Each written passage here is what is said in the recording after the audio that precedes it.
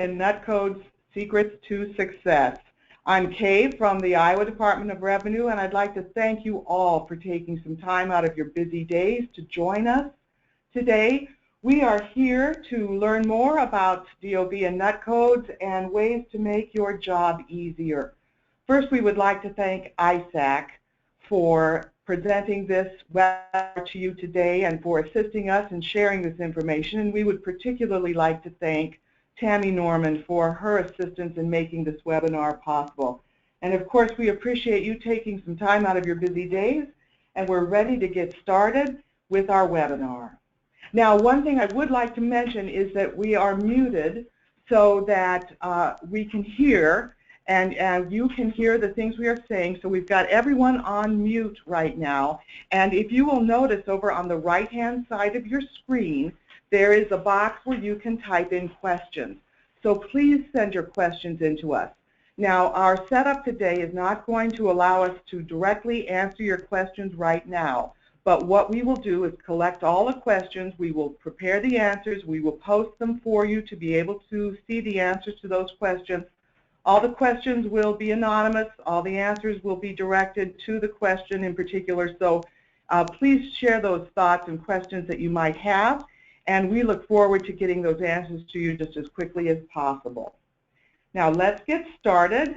And today's agenda is in front of us right now. We're going to talk a little bit about the DOV Journey, which is what happens to that piece of paper after it leaves your office. Then we're going to talk about our top 10 list, and we're going to count them down from 10 to 1 on the secrets to success and ways to make your job easier and make this whole DOV process faster. Then we're going to take a look at some problem nut codes and some areas that we know have caused some concerns and some questions in the minds of the offices around the state. So we want to take a look at some of those nut codes and kind of figure them out together on how to address some of those issues. And then we're going to spend just a little bit of time on what happens with that data once it comes into the Department of Revenue and how it comes back to you and why. So we're going to step through these things today, and please send your questions in and we will get answers to you just as soon as we can. So here's our journey. Now let's take a look at the process here. We know that by statute, the DOV goes to the recorder adds some information and provides it to you in the assessor's office, and the assessor's offices then provide it to the Department of Revenue. Now, according to statute, those DOVs are to be delivered to the Department of Revenue 60 days after the end of the quarter, and we've got the statute reference there for you if that would be of interest. So what that means is that something that was recorded between January and March is due to the Department of Revenue June 1st, and April to June is due in September, and as we go through the rest of the year. Now, also bear in mind that you don't have to wait till 60 days after the end of the quarter to send those DOVs to us. You are welcome to send those in on a monthly basis if you would like. And the sooner you get them in, the sooner we're able to get them posted into the sales listings, and the faster this whole process can go for you and for your offices. So, you know, that's something to keep in mind and something that, if it would be valuable for you, would certainly help keep the process moving faster. One of our goals is to make this easier and make it faster for you. Now, this is what happens when we get the paper in. We get 120,000 DOVs a year from the assessor's offices all through the state. And at the Department of Revenue, you may not realize that we process 17 different types of taxes. And we get most of those electronically, but we still have more than 1 million tax returns that come to us on paper.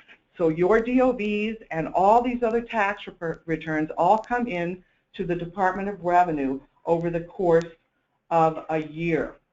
So what happens with the paper once we get it?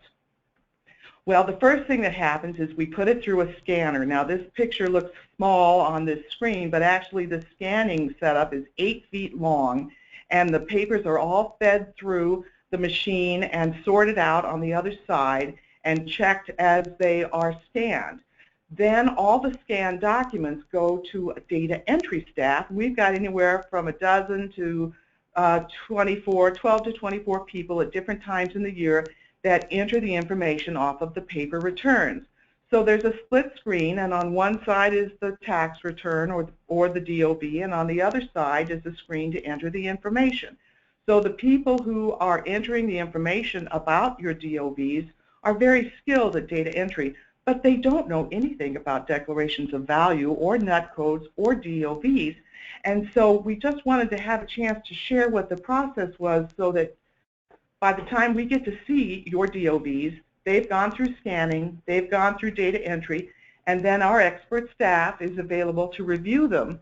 So that's how the process works. So the people who are entering the information about the DOVs really don't know what DOVs are all about or what their purpose is.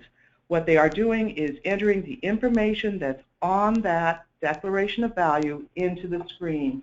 So it's important to realize that what you enter and what you provide is what is keyed in. There's no judgment made. If something can't be interpreted or isn't legible, chances are it's going to be left blank. So it's important to realize how the process works. We look forward to working with you on the DOVs, and we just wanted you to have a chance to see what the process is before your DOV data gets to us. Now, let's take a look at that top 10 list, and let's start to talk about some of those secrets that are going to help to save you time and money. Our goals are to increase accuracy, to decrease the amount of time it takes to process those DOVs so they show up faster for you on the sales listings.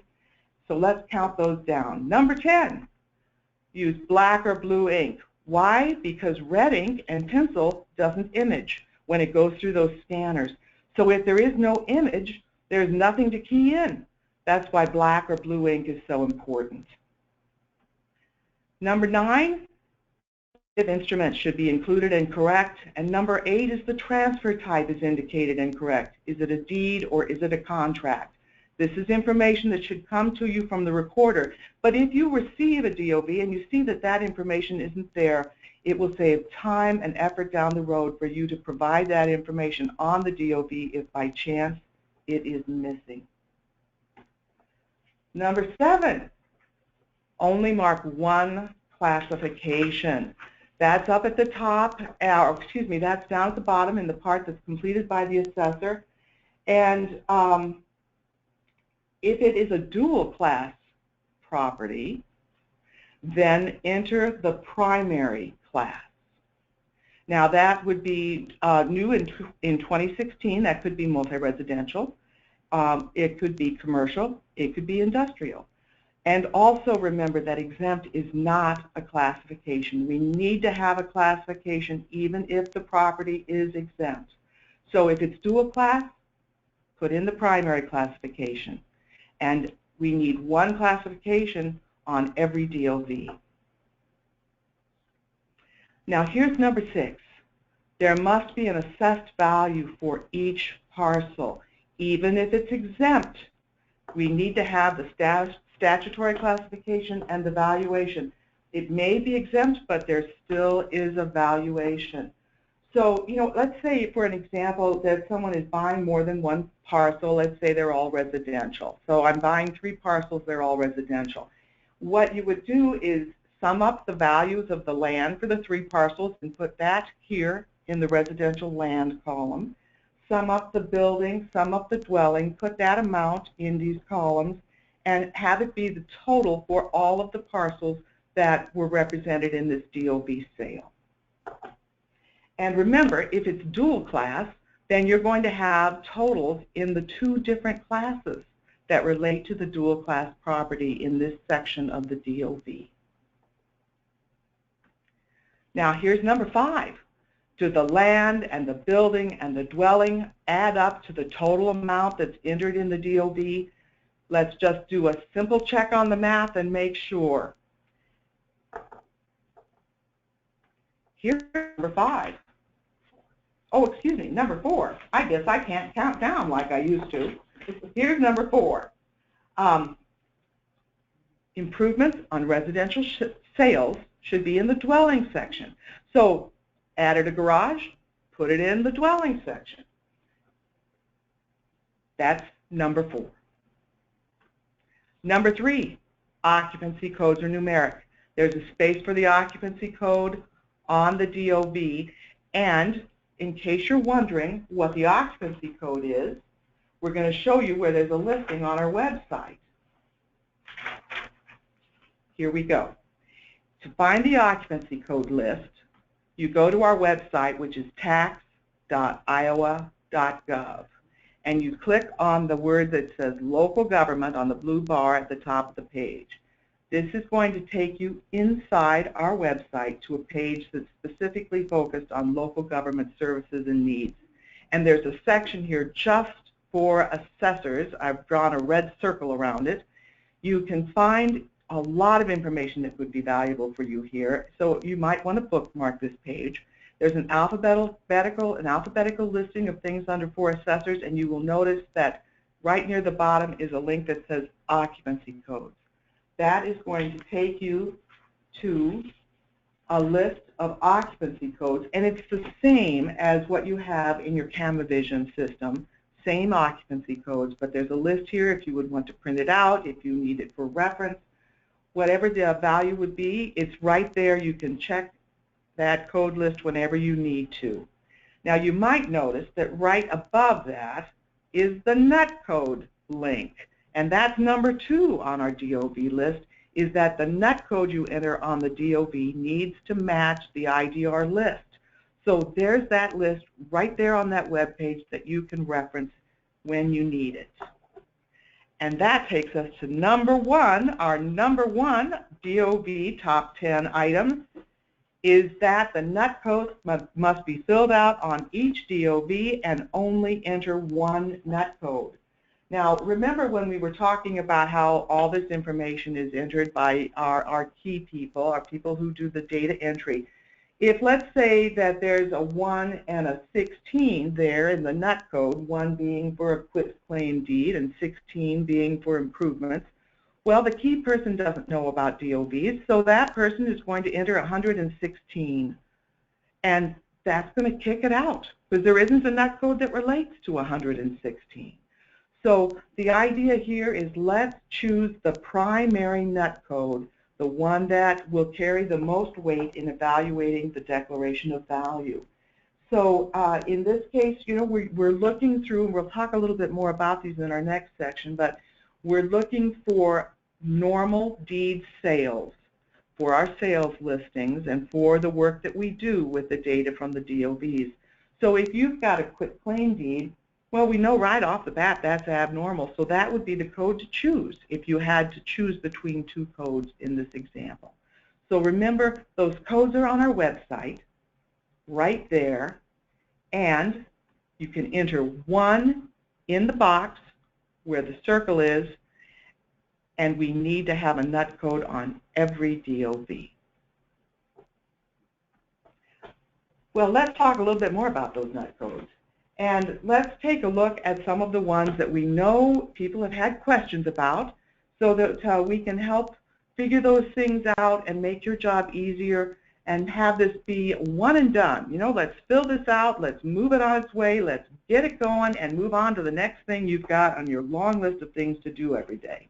So let's take a look at some of those NUT codes. And remember, when we're looking at these, we are talking about valuations as of the 1st of January, and we are looking for normal deed sales. So a lot of the codes we're going to look at need a little explanation, a little more information, so that we can determine whether or not these are normal sales. So let's take a look. Here's the first one, adjoining and adjacent properties. You know, this reminds me of when my dad bought the lot behind our house so he could expand the garden. You know, it has to do with whether or not the buyer owns property that is adjacent or adjoining to the property that's being purchased. So example number 1, like my dad in the garden, the buyer owns the property and is purchasing something that is adjacent or adjoining. Well, so the reason that's abnormal is because there's a vested interest. There's a vested interest in the surrounding properties because the buyer already owns something right there. Now, example 2 is when the same lots are being purchased, but no one has a vested interest. Somebody else owns that property in the middle, or it could be 3 properties, 1, 2, 3, right in a row, however it works out. But if the buyer doesn't have a vested interest, if the buyer doesn't own the property, it's a normal sale. It's buying 3 parcels that may be adjoining or adjacent in some manner, but there's no vested interest. So when it comes down to choosing Code 9, well, remember my dad in the garden, or just remember vested interest and whether or not the buyer owns the property before the sale. So that's how we can distinguish which is abnormal, which is normal. That helps us determine whether that sale is going to be used in our further studies. Code 15, let's take a look at that one. Now this is when we have a change in classification. And we want to state that the classification is changing, what it's changing from, and what it's changing to. So remember, we're talking about January 1st valuation. So this is a residential property that's going to become commercial. Well, on January 1st, it was residential. Next year, when there's a change of classification, it will be commercial. So when you use a Code 15, remember that you start with what it currently is, you provide a comment about what it's going to be, and of course, you include the valuation as of January 1st in the appropriate line. So that's what's going on with change in classification. Now let's take a look at Code 16, improvements or demolition after January 1st, but before the date of the sale. Now this one is something we really need to spend a little time thinking about. First off, we've got a value on the 1st of January. So we've got that added in that section of the DOV. But then something happened.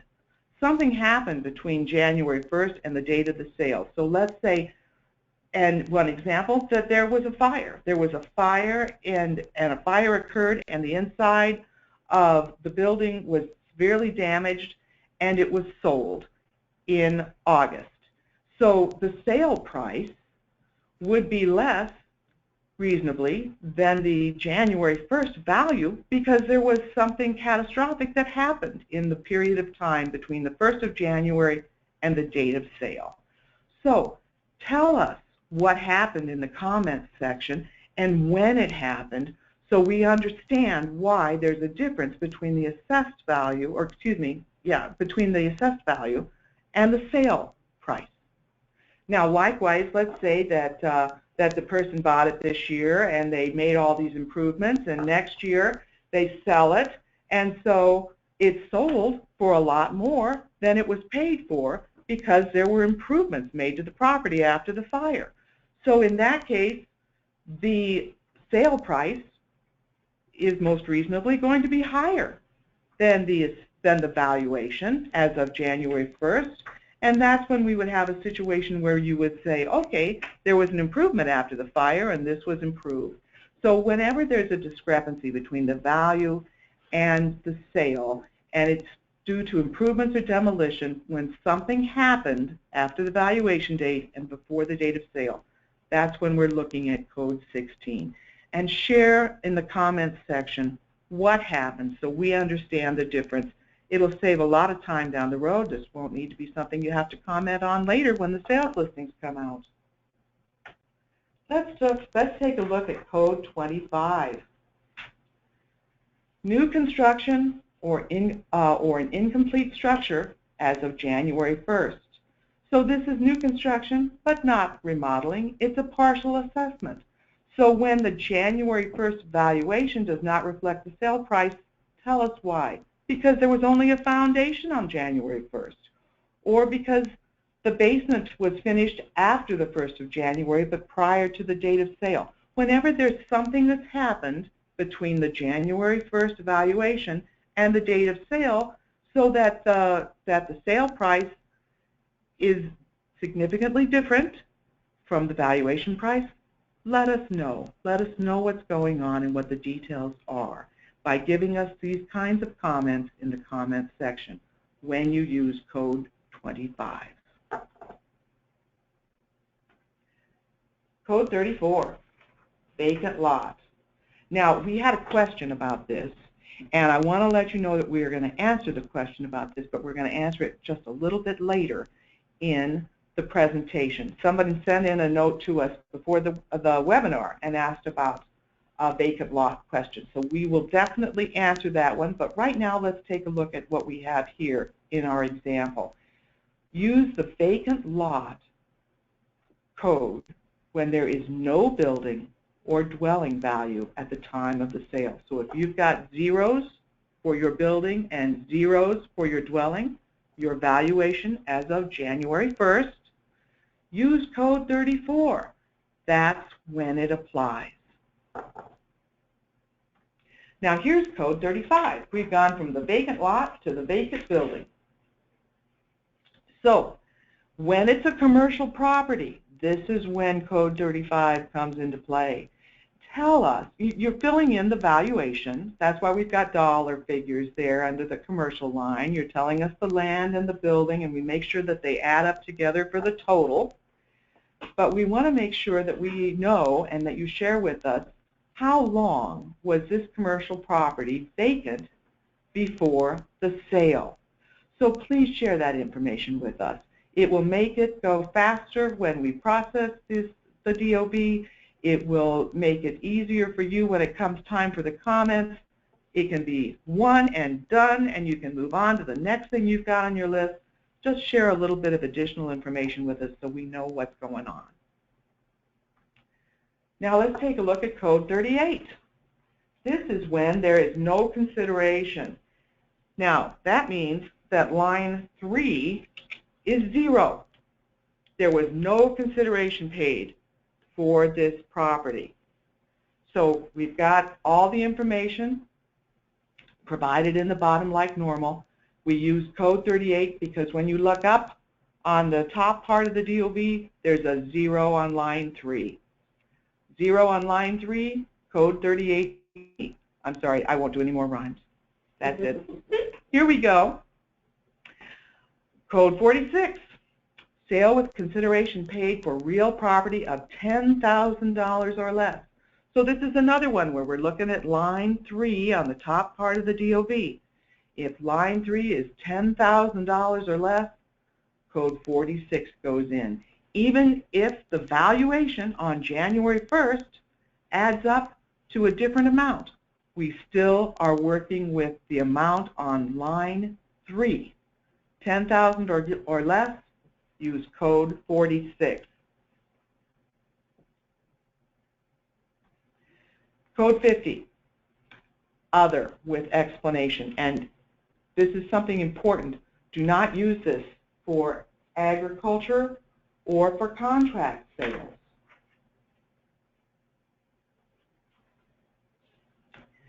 And here is an example. We had a question about if a parcel sells and there's no building but there is a garage. How do I do that? Is it a vacant lot or is it something else? Well, in that situation, it would be a code 50. And in the comments, you would tell us why. There's a garage only. There's no dwelling.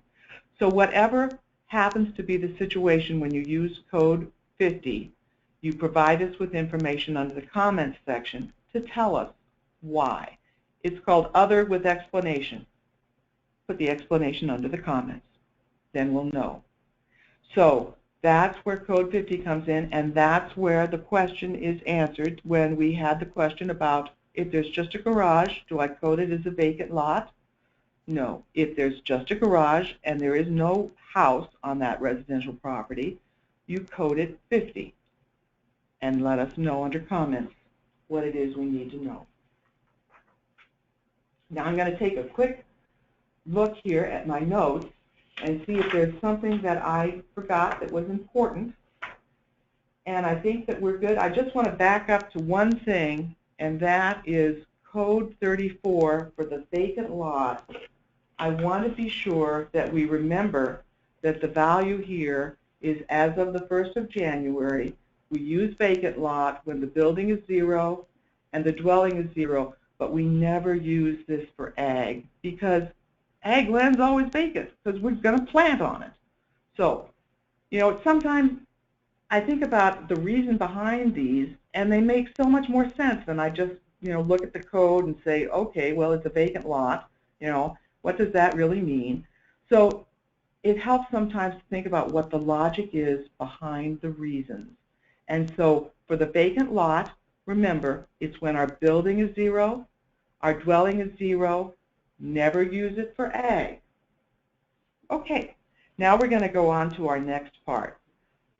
I'm going to take just a sip of water and advance the slides just a little bit to get to where we were. We talked about Code 34. We talked about vacant buildings, only for commercial. Tell us how long it's been vacant for Code 35. We talked about Code 38, when there's a 0 price for the amount that's paid, even though we've got the value in the line related to the sale in the bottom part of the DOV. We talked about 46, when the amount that's paid is $10,000 or less. We talked about Code 50, other with explanation. Again, we don't use this for agriculture or contract sales, but do explain why you're using Code 50 down in the comments section. Now we're going to talk a little bit about what happens to this data once it gets into our databases. What's next and why are we doing this? And something you've probably heard about called a sales listing and ratios. So here we go. Now, a sales ratio is when the valuation that you enter on the bottom part of the DOV is divided by the amount that's paid for the real property, which we find on line 3 at the top. And what this does is tell us if the assessment is higher or lower than the sales price. Over 100%, the assessment is higher than the sale price. Under 100%, the assessment is lower than the sale price. So we are looking at a sales ratio, and that's one of the things that happens with the information that you share on the declaration of value. Now, you've heard about sales listings, and this is when, for each jurisdiction, we put together the normal deed DOVs into a listing for residential, commercial, and multi-residential classifications. And there's an opportunity to provide comments. Now, a lot of the things we talked about in the nut code section is helping to share comments at the beginning of this process rather than sharing comments with us at the end. It will make it go faster. It'll make it go easier. You can deal with the DOV and not have to come back and revisit it at a later time because we need a comment to understand what was going on. So we have the normal deed DOVs that are created into the sales list.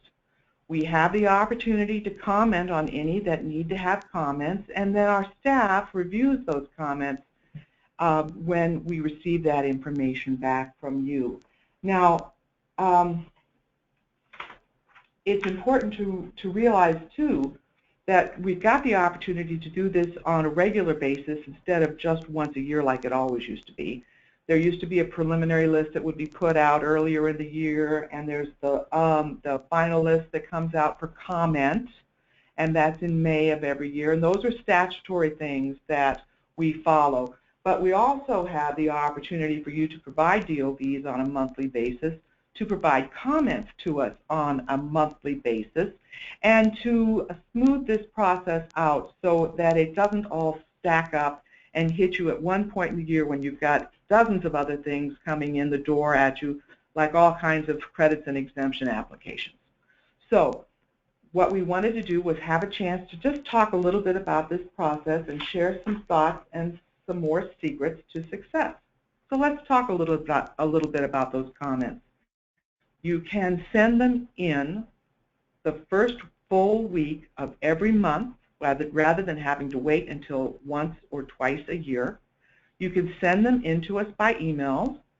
You can provide all of your comments together for each class. That's most helpful for us. So provide all of the comments for all of the DOVs for a specific class, then tell us about the next class, and then tell us about the next class. And remember, the classes that we're working with are commercial and residential and multi-residential. Now also, use the validation number to identify each DOV. So let's take a look at where that is. This is an example of what a sales listing looks like. And when you pull it up, you will see over on the far left-hand side is where the validation number is. Now you're going to need to expand this field because it may not be the full number. So expand that field to get the full number. And you can sort this list by your jurisdiction. And we thank you, Adair County, for letting us show your jurisdiction here. I have a last name that starts with an A. I understand what it's like to always be at the first of the alphabet. But so you can sort by jurisdiction, you can sort by class, you can sort by deed or contract, and you've got that validation number, so you can provide us your comments with the validation number organized by class. So that will help us feed your comments back into the process faster and easier. Now also, over on the opposite side, you will see the sales ratio. That's the information that we're going to talk about next when we talk about what happens with this data. But also remember that the final list is posted May 1st by statute, and comments must be provided within 45 days.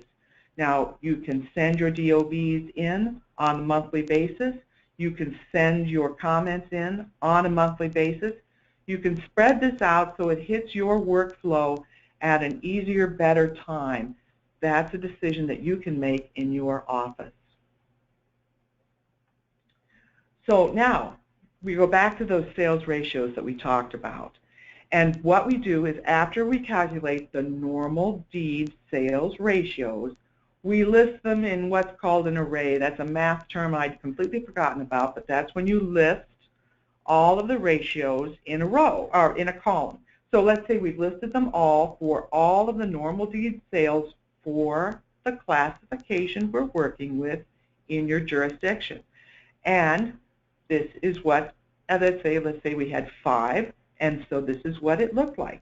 Now the next thing that we do with the sales ratios, and you may have heard about this too, is we look for the median ratio. This is one of the components of the equalization study. And when we think about median ratio, think about median, think about middle, think about that median in the middle of the road when you drive.